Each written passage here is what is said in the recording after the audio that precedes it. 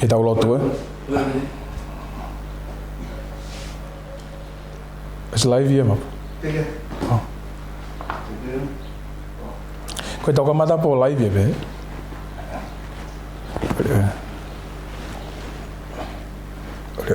Olha.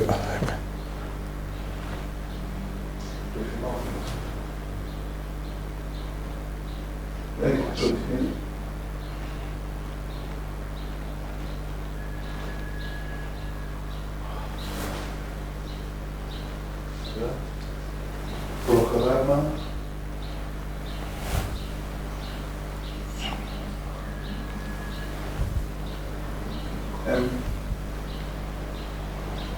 Constituto Programa Mahal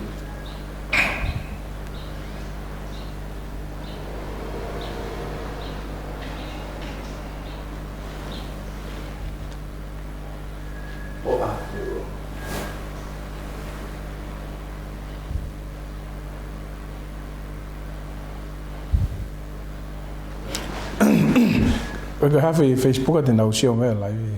Mamang He? Mapanga.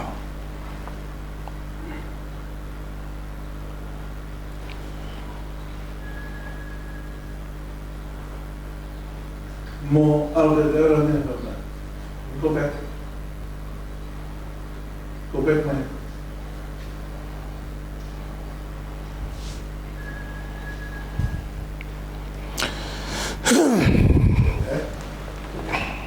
Yep.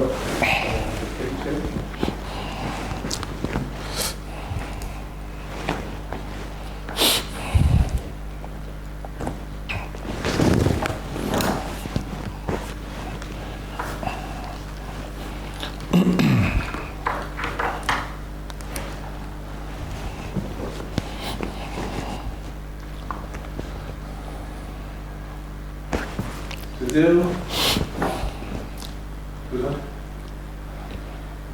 Taha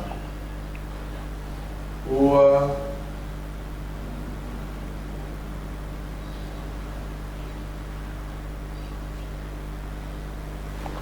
Ke tau lotu. O tō mafumafi o mau toi whakawhetai mo whamalo ke a Fiona. Mau te hausia mo ui mai, ai hoa koe ni. Amana ke kamata e prokalama, ko listu tōku lawenga maari o Aotearoa. Mau whawhetai eki. Nei whaipe palani me.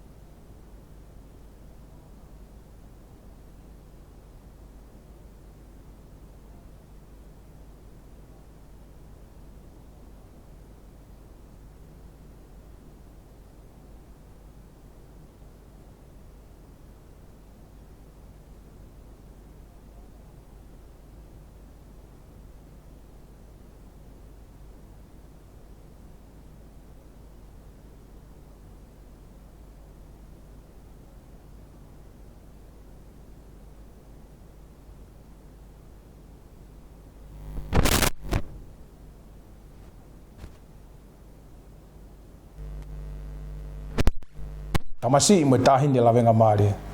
Ko stu tuku me heva noa o me ke wafta haiva. Ko fam ki ngawa ke fenga mari ko ni ki o fukatapu ka teki motolo motor. Ka ata ki he motuani ke hoko atu e tau prokalama ko ia ko stu tuku lavenga mari o Aotearoa.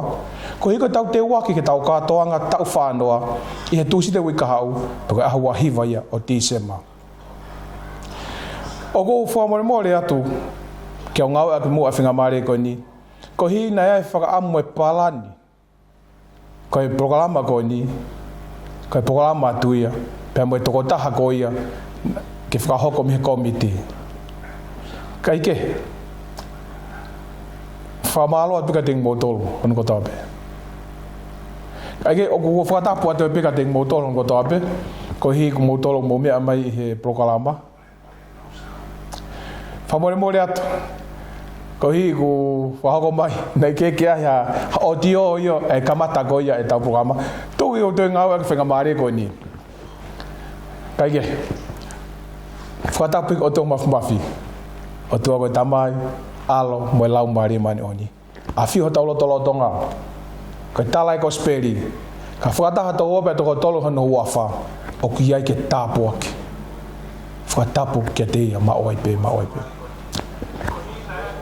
whakatapu ke tamatui tama ko ia ko tupo ono ko tui o feina o tonga whakatapu ke taini koe ni koe naras pa utuka Princess Kalauni mo e whare o haa mo e o fo whakatapu ke sea whare rea o tonga whakatato ko ni whakatapu ki he paremia whaiwhikau honorable toke tā pohiwa toene toa kabineti pia mo e pure anga tonga whakatapu he kautaki loto ni koto ape na sas whakaristani koto ape i tonga o au mai ki otumuri ko whi whakatapu whoki heni he kau palestini a ngai koristu tuku ni koto ape i tonga te ria na ato ha koristu tuku toloa, atere, kunsahalote apfo'ou, takuilau, tailulu, tongahai sandelu ko katoa o memore na fa pake itengi au ka kofia o whakatapu ke kau palestini hong koto ape ko hui whilawe i tonu mo pokalama ko ni ko stu tuku alavenga mare ko hui whakatapu ki he palestini mo komiti lahi alavenga mare e sione seng sta saulala sikei tai lahi tikoni palo vilala la tapu tahi paanga lahi tikoni ako pita tang noa pehege kau me mi pa toke tā siausi makafa mo kato e komiti ko ia lahi a Nusila isa e komiti lahi lavenga mari e whakamamani lahi whakatapu ka ting moto ko whi whakatapu pe ke Palestine ko koristu ka Nusila whaiwhikau Lopitlini Samsoni kono tokoni tikoni amanak tupo pa behe ki he whaiwhikau henere telefoni whaiwhikau tokoni whaiwhikau watang te aupa pa behe ke sigei tari tikoni ako sales lolohea kono tokoni sios ana vaira saulala pabege tahi paanga Suliana Samsoni pabege no tokoni tikoni ako fratu itaufu pabege farei togeta Raymond Lotui pabege angi faifikau peau pauta pabege mo batuan yuk tokoni yangi ifakatapu ke tikoni ke fivai pabege be ke toenga akautaki ko ia ai ngai kulupu ke ta tolu ko ia ko stutuku Nusila hongo fulu i okalani pia tolu i tua okalani vahe uta vahe weringatoni vahe saute honau kautaki ke ha o te whakatapu ke te koe pia mo toenga ho eki ko stutuku lavenga mari ko topi Aotearoa abege ope ko whakatulo atu whakapa apatu ko hupe ko fatongia ko hula tuai niongo ilok tunga ka ki motua talifekau pea ka ko famo more hiko fatongia tupe mua ki nga anga aki afenga mari fa hoko te tau plokalama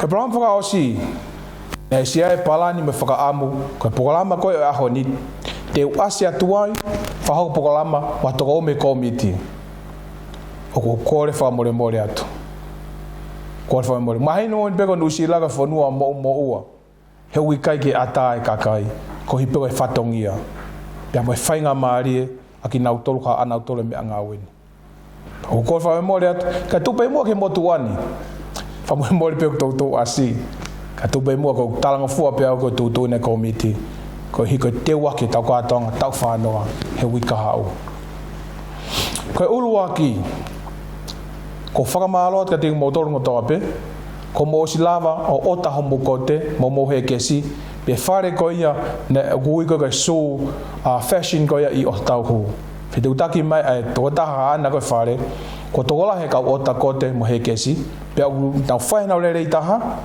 ke na ngahi e tau ota ko e moni te wika hau nau palomesi mai heke ke nau mapuni nau toro e ava pe whare ia lava pe ki ai piki apa teunga pa tau teu e piki atusite katoanga tau whanoa ko mea mahau inga taha he prokalama ko ni te honga whakahoko atu e tau prokalama ko ia ki he tusite whatonga i e toki tuwha pe prokalama tohi prokalama pepa ke he ni i ka kokoe ke mea mai e sai ke whanonga mai e pe koe ha e palani mo e whakotutuko ke he wika hau ko hi ke kau pe ia holotum ho palani ho hau ki apsiasini ko apu nasareti whahoko atu ko mea whoke taha ko programa ko ni whahoko teme api ko nasareti apsiase sastokai kolo ya kalaisi o kalandusila pa ko ofisieni at Christ University in Pacific aya ku whakoutua ngā aue ai motuan ka ko taha eni ai ngai makamaire ai purea ko malolo fai fikau to ke tari fa vai la saulala kone pekia ke fokotu hava ofisi a CUP University in Usila Australia mo America pa ko lava ne ngawe pa pekia ya ka ko fa mafana be ko i ko hoa ko ni pa ka pau de mo toki hanga e to ko ta faita ko tangata iki ve pa menenga hi visone ka kapana ikala venga maria ya Christian College heke kia CUP University Christ University in Pacific ne kamata mi la venga mari tae valnoa pe toki ha upe a visione ta tau ke finangalo e tua ahoni pe ko hinga pe ona fo fa hoko atu ko hi fa hoko atu e tau prokalama e office ko ya CUP University o kalandu sila apsia sa sto kai kolo e ku ko nasareti ko programa ke wika au ka fa hoko atu ko tau prokalama e kamata i he taimi ua ho ata. Fa mo mo ke ni i una fitu taki mai pe lava to ki tolo mai ki mua ke tau kamata pongpongia. Fa mo ne fai pe no lotua mo no fakaukaua. Ta ko le taha peni ko hi ke lava ka to u fatongia. Pe agu fatonga yang o le fo pe mo programa siasi te fito aptanga konvenisi ai u kamata i po falai te weekendi. O le o si ki a fito Januari. Pea koe ke mauloto ke wesia prokalama siasi ta ko uhinga ia time le taha peni ke tau kamata tau prokalama ko time ua ho ata heke te ulave ke fai ki ko ia ki mua pa kamata prokalama te kamata prokalama ka ke toki me mai e tu site wika hau e ai pe ani ihi kawe mo motuani e whakaino hino pe mohono whakatau kei ai kolistu tuku ko tau pete mo mea mai ai anga koe whakotu tuku o whai mo tau hoko te peo au ke kamata e tau prokalama koe tau lotu kamata e whakahoko pea i he whaiwhekau ko ia ai kolistu tuku nusila ko whaiwhekau henere telefoni pea koe peki prokalama te ni hanga whakahoko pea kau ai ko pau ke tahanga hivai ai foi hiva pe ko yok tau si ilo lahia pe he ko listu tuku alavenga mari ko topi ma mani ai kui ko si su ko pununga malu ke ngatai e ai tau ki whakalongolongo minite ta ko hibe ko tau whakapa apa ke co-founder ko ia alavenga mari apia ko whakalistan ko alavenga mari ai fikau to ke tali fau vai da saulala pe mona tol ko topi ka holomua na utol ko tope e hanga e fai fekau tataki tau tol ki minit beta osko ya pe whakakato e toenga ko ia e lot kamata kahiri e hoko te peke tau rea taitari e whakahoko tuia e tokon palestini ko tikoni amanaki tupou kahiri lewa rea taitari ko hipe te ria na fai pa mauloloa e kau whakaafe pa pe mo e toenga ka tau toko listu tuku te tahoko te peko na tāpua ki a ilo. Pe e tāpua ki ia, e he whaiwhekau tokoni, ko whaiwhekau wātangi te aupa. Ka hile koe hono tāpua ki a ilo, te tau hoko toi pe ki he wau ai keke. Whatonga e ange, koe tau whai keke whānoa, ko listu tuku. Ko māu e li si mo nau tole tuwha gai. Paka pau koe fuwhe maha whai keke, lava me pe aho tusi te, pa tau toksio pe nea ha whai keke a koe mo au, pa tau toki mau inase pe ai. Te tau hoko toi pe ki he wau ai keke, ai e tatakia e wheloni tupou, Suliana Samsoni, ha behe kia tae Samsoni, wa toinga kau whewhine, moki mou tolu kau whewhine, hau iko listu tuku lamenga maare. E fuwhe mau e tokoni, ko hiko e vave e tau programa. Pa koia, ka pau te ke whatonga e u programa ko e whakahoko e hatu site, kau ki ata, whamore more ala, mea mai ki ngai wheitu e whakahoko e ngai whatongia, ki ke tokoni pe, ka lava ke flow le rei mo vave e tau programa. Ka hili lewa e uawa i keke, te tau hoko atu lewa, kia nau tolo o nau loto ke whakahoko e nau ngahi wala. Ke wala pe taha ko osi lawe e he taimini, pia ko si mea he kori he komiti, ko e wala ko ia e Palestini, whai whikau lo Betilini Samson. Ka koe kore, tahini me tamsi kore si tuku lawenga maare, ka pau ke whakaukau ke aiha o wala. Whamore more, ki mua ko pa kamata e tau brokalama, ki mua pa kamata e tau brokalama, te uwhiawhia ke hanga o whakailo mai kia te au, ko hiko e anga hano whakahuhu he tau programa muna whakatau ke i. Te ria na whai pa ha o ku tau tae mau, ka koe makatuunga he kai whailo ngaki. Ko ia ki mua pakamata tau programa, ko kore. Whepe wheitu te whakautu ai, whamore more, mea mai, ke whakahoko mai, ka whakasio rewa taimi ko ia, hono ai tau programa, te whito e taimi ko ia, whakahoko e wala. Ka osi rewa a whakahoko e wala. Te tahoko teipe, ke ngahi taalunga ko ia e taha tolu. Ke ngahi taalunga ko e taha tolu, hange koe na whakarau lawe kia i mua. O koe ngai kulupu ke hongo furu i Okalani. O koe rewa mwhai kulupu e tolu i tua Okalani. Ai koe kulupu e tolu i tua Okalani, ko wahe utaia. Ko e kumau, lerea mei wahe mehe kolokoni ko he militoni, o au ki Kisponi. Hoko ke wahe waringa toni, ai au ku hoko atuia, mi levini, Palmerston, o au peki waringa toni. Ko wahe o no waiai. Pato whaosi lewa ki he wahe oko, ko wahe saute, ai ko hape kolokoi i olunga pita he fo i maalunga ko ia motu saute, o lere fo pe ke talalo ko ia motu saute, ko wahe saute ia. Ai ko e katoa fo i kulupu ko e tahatolu, ko mou taimi, ko ne osi pe ai wala. Te tau kamata rewa whakahoko hoko. E fuwhie mao apito e tau whetokoni aki, fuwhie mao apito e tau whengau aki waofi, ko hiko e taimi. Nengo kamata he ua, te tau lau peto to o tuku kei aho. He koe la ako whatonga koe taimi u whangai lupe he hiwa, te tau kei tuku kei aho pe tau tolu. Kai mga tunga he tau whengau aki, pia tuli e taimi, pa ke mau mai koe au mai pe ko taimi, wai whaka amu ke fu mao apito. I he kumana tu i. Koe mea ne whamamahi e whaiwhekau, pe koe Palestini, pe koe Puriako Malolo, ai mea koe whai mea koe tohe le reitaha. Koe kore, wala, o a o peke ngahi kulupu kone taha tolu. Oua mua na ki hanga o taki mai ho tahine taolunga, o koe ki ahni teunga taolunga, ku whanga whakatapu. Neo koe fu mea mahi noen, ka te ria na whaiwhai pa tepe maha kulupu ia, o toki hau pe hata ahini o whakafofonga, pa haia ke kau whakawhe mo tau tolu a koristuku, na kai ke mateo teo kulupu ia. Koe kore, lerei taha, hose niti lerei, homea tokoni lerei, o hapi ke ta whame ite, lerei, kau wai, we tahini koe teni hanga tataki homo taolunga. E kore pe kautaki koe ngai kulupu e taha tolu. Whamoi mole o tokanga au pito ki ai, ko hi ke mau, lerei taha, e toi langlang ia e pe, ai eiko si sukalaisin. Ka lawa ka atoa e ngai taolunga koe ne taha tolu, te tau hoko ato ai pe, ki he rea whakamalo. Ka koe ki mua koe pa whai e tau rea whakamalo. Ka pau rewa e toki ai haki to wako ia, pe oku te ai ha koristu tuku ia meitua. Pe ha koristu tuku ia ngai apiako tāla ko tonga, o fie hua nau taolunga maafana. A tā pe ke mohu mai, ka koe hange koe whakalawelawe.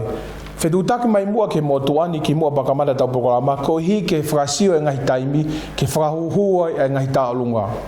Ko whakaamu ki he mau taha, pea tau sio ai pe ka mau e no e tau prokolama.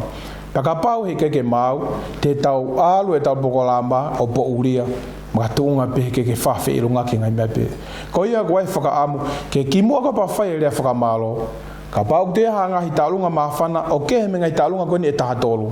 Koe whakaamu ke tau whenga aki waofi, kimua ka pa kamata tau prokolama, Febe fe itu e whakautua e motuani. Kata ki mea mai. Kei ke tā ofi ai ofa aia. Kei ke tā ofi e ofa. Pata e whito koe paionia a kori smua. Kei ke tā ofi a. Ka koe kore pe. Mea mai ke tā whai mai noaki. Ki mua pa kamata tau programa.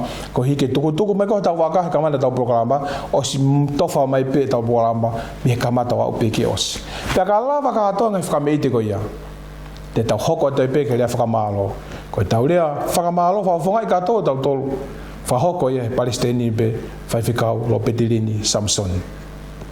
Pakalawa rewa rea whakamalo, te tau hoko tai pe ke whakamao popo, te tau to whakawhei mai rewa ai whakawharanglangi, whaiwhikau sea, whai ne whakamao popo, whai e pe mai lotu tuku mo keresi. Pakahol osi ai tau lotu tuku mo keresi ko ia, te tau whai rewa ai whasea tui. Whai e whasea tui, koe konga pe tau whakawheta i mo whakamalo, he tatake o tua whai mega tau tolu, wau mai ko tau whanoa. Peka osi e whaasi ai tui, koe tau osi e tau katoanga, ke tau whanoa, te e whito i Nusilani. Koe ki prokalama ia, hoi korisu tuko Nusila. Kamata he ua, pe hange koe kore ni, te ria na vai whepa na upo uria e whoki, ko palome si atu. Hei kai ke tau po uria tau tolu. Maka tuunga, ka pare tau tūre taimi, pe tau whengau aki waofi. Koe pokolama e ko tuku atu, ka koe kore he kau take ngai kulupu. Ko e lava ke toe looloangi tau pokolama, maka tuunga he tau tae mau, koe kai ke tūre taimi. Kai ke whola he te pokolama, ka guai pe whakaamu. Lo tui me tau pokolama, tahini me tamasi lawenga maari e. Lo tui, koe mea pene a koe i tau he ano koula. Ka ha mea tuku mai ke ta whai. Lo tui, e viringia mai pe i kuna ia. E viringia mai pe i kuna. Pea koe hago i kuna, hoi fua e toa ta programa, a ta whoki fia ki api.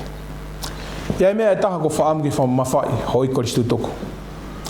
Koe mea ne whakai whamawhai e Palestini koe komiti. Koe mea ne whamawhai. Mana tui, ka ke ka hau ke katoa ngahi tu site ka hau. Hau mwe lau maari e fia. Ka pau ia hangai mea tiki whetoke ke ake ai me whamiri api. O whamai. Tuku atu pe isi uko i api. Ko hau piko he molo ke kere ko Nasareti. O siri liu o tō miti koe tahine fia koe. Tamasi i fia koe. Pea ko hau koe mau mea toko ni koe mau mea tōn fia. Ko te hau ko tau ulunga mari mai. O ua fia. Kamata fia, hoko atu fia. Ia oke osi ko ia tau katoanga fia. Tau foki fia. Febea feitu na tau hau miai. Tau foki fia. Ko si tuk lawenga maari. Ko e whaka amu. Lotu i e tau teu katoanga wikao. Tau hau fia. Tau fok fia. He ko tau e langi katoanga. Tau katoanga me o tua. Ko o tua pene whamalu lau maari. O tau mao e katoanga fia. Koe mea taha ko whaam ke whahoko atu ko oi koe stutuk la ngā maari. Mo whatonga i, koe ahatu usite, o koe kia hatoi taimia ke tau toe manat meri. Ka koe tau tālare vaina. Koe pōsa apate koe ni. Na o whahoko atu ane nai, koe pō whalaite koe ni, ka matai aptanga kon wheni si sastokai kore a kalaisi, whakamaman lah. Pa koe si ano ngai prokalama. Ka kua whakaata mai e whaiwhikau sea koe a Nusila, whaiwhikau William Saulala. Koe pōsa apate e ata ia ki a whainga prokalama kore stutuku. Ko eku kore, tahini me tamsi lawenga maari. Tu whao ki mo ua aho sa apate. Kai, mea ke lotu e sa apate. Ka koe ofi peke fitu e fiafi. Mea mai ki apko Nasareti, tau iai, pake o te kia ha prokalama te umahu taimini. Ka koe tala mai, a tā rea mawhana manatu meri e. Kapana ke whakaukau e toki hau e tūsi te kahau. Ke whanau mai piko e programa tau whaamo pito pe ke oua fuloloa. Ko ia e kapau ke whimanat meri mea mai i he pō sāpate. Tau whai e tau programa, tau pōrea, tau pōhiva. Ko hangea hano whakaikai pe ke tau mae lau maere whiawhia. E tau teo e tūsi te tahi ke he atu. Tau ome lau maere whiawhia, whatu pa tau lue moia. Sabate, monite, tūsite, hos toka e merino mo me he fia e kia. Sabate, mea mai, koe ka mata e tau kātoanga. Po sabate, taimi fitu, apuko Nasareti o kalani Nusila. Taitare te pehe Palestini, Moisea, pa tau to whakakohoko ai pe, whakakohoko ai pe. Tata e whita moutonga o korismua, ka pau ke whiha ahafo i solo. Pega pa tiwe ti tirio ko ate ti pega kau kulupu iwa to hiu whakato ko taimi eni to belulo en falai to ana ki teu at ai sa pa te pe mea mai whahok tau ma o pe po fia tau kamata mo eiki fia hokot mo eiki fia tau ma tu ko po sa pa te fia lera ke pe fia ko monite tu site to lava mai fia tau foki fia a tu site tahini mo tamasi ko mea pena teu i tau e apko lawenga maare. Pa mahi no ke tamasi mo ui yakalais. Ko programa ahoni heke ke fuloloa. Ko programa ahoni ko me ko information be ko ni mahawinga taha ke tukot ke ha. Ko hui ke time ko te ha wai e to site wi kau. Ho fanga fa tapu o kai ke to varea. Pe fa vare ho fanga fa tapu. O ke hau po ke ilo ke ha meu fai hai taimi mo ha program ikai whanongo he tau programa pe tuku atu pe talano atu nau tolu ke whanongo pe hana Facebook talano atu tahinam si whakawhi atu mumo tolu ngai koristu ke he ke ha formal invitation pe ko ha ngai toi whakawhi o atu ngai koristu tuku ke he ka ko ke ata mo koe mea mai ko konga pe teu ke tahanga no mo vete e ta wano ha ta hua tu ke wano wa ta tau tari fia e ko si sukalais hage ko programa honi ko fra amu ke fra hoko de programa ko kore ba le vain ka ko si tuku motor ko to pe ka ngai pola ngai de bile ko faka amu taha wa o smau gato ko ai fai ho shopping e ahoni flaite tona ki sapate monite kamata manonga hi ho te bile ko pola ko faka amu taha wa o si fola hia ingai te bile ko teu e tupe aki na tolo ina saletini ka ko isto toko ka tuto ni levaneta ne o to kamata ta programa he wa ka gua e uia tu mai kore ka koristu tuko to ape tautuli mai mu etaha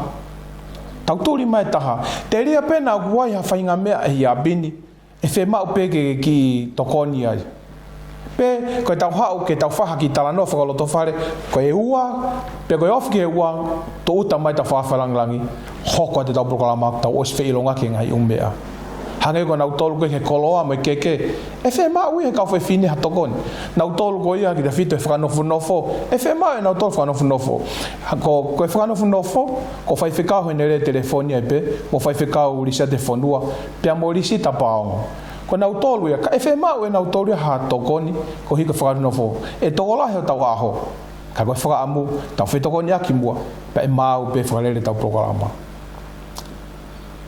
ko me fra osi leva o si tōku lawenga maare. Ko mau e whakatoutu e tau programa. Mau mo e tala te tūtu uni. Pia ko he programa hono tolu eni, hono te waki ko ia ke tau programa e wikao. Ko e kore pe, lotu mai mo. Tau whai lotu aki ke programa, tau hange. O tau osi look forward tau doringa. Osi tau look forward tau doringa tuksi te kao. Tau look forward ke sapate e tau pore am bolot pohiva pa tau te look forward ke tu site tau katoanga pe mo tua pe langi ia pe ai eiki ko si sukalaisi wai tala monu watu he tau teu katoanga Fa mo le mo ke puke pe fanga mare ko ni. Tala monu atu he tau teu Christmas a bombongina. Ko lave ipu Amerika mo Hawaii. Te nau toki Christmas na toria a ho atu. Tala monu atu. Ko tau taha uhinga ipe fa uhinga pe ko ha aunga Christmas mo no ma uhinga ka te ko mo. Ka ko tu ipe. He ha pe me ko ma uhinga ka ko. Christmas. Fa tawang ke tapu kina ko eki mo lo to fare. Tau mau Christmas fia fon kres ia o fon tapu kina.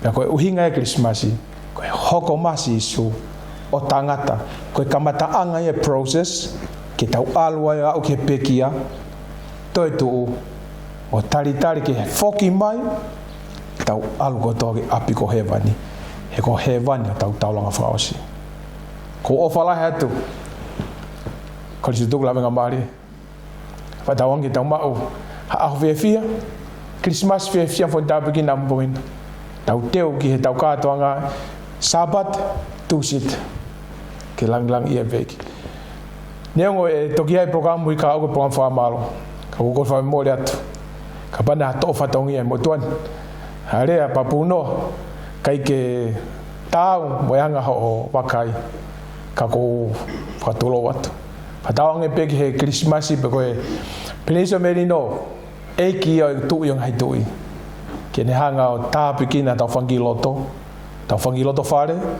penga himia ko to pe tau kawai ke lang ia e ko si sukalasi tala monu ata hon fa tawang ke lang ia pe iki e tau moi fa be ke tau loto ke le sepe tau ki programa tau loto o to maf mawa me ni ke tau moi e mo programa ko ngalu tuku e ko programa fa osen teu ke mau programa sabat ka toang hai tusit fa mo le te iki o ku kai bige mau feunga mo tau ka mau whakawheta e ki o hoko mai o tangata ko hi ke kamatai ho mau teu ke mau whakamoi pe ko mau smau mau whakamoi ni a ko i mau to he api ko lavenga mari ke mau tara sisu mau fie he Christmas pe mau tui ke pekia mo to e fiona ko ta amo lau mare manioni whakakato e ki mau whakamoi pe niongo e to hoko mai a fiona i ho haeranga ua o me sino toi tu sintai au ko sino e whalangi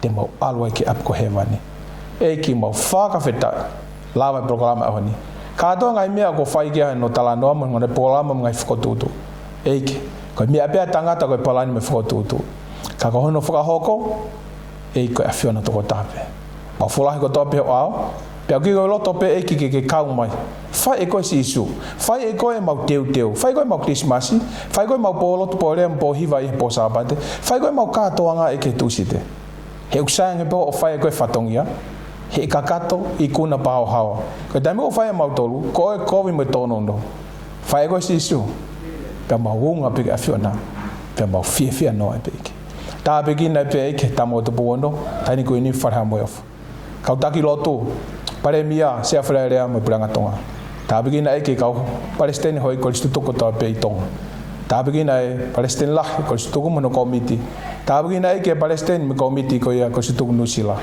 ta begina ki mautol ko stu ko la menga mari ko ta pe inusilan mo yope ke ma hogo te mo uya kalaisi maka healing mo nof mamani heaven is our final destination fa malo sit malo apito e ke ma finga mari patuka au apito lang mo gloria ta begina e ki nautol pule me kau ngawe me ngau ko ni ke lang gloria fiona ko lot po wa fa sukalais ko mo fa moi amen bu ke lesa e ko sukalais o fala he o to ko mau tamai fe to ma la mare manoni o na hiki ka fa botanga ta petangata amen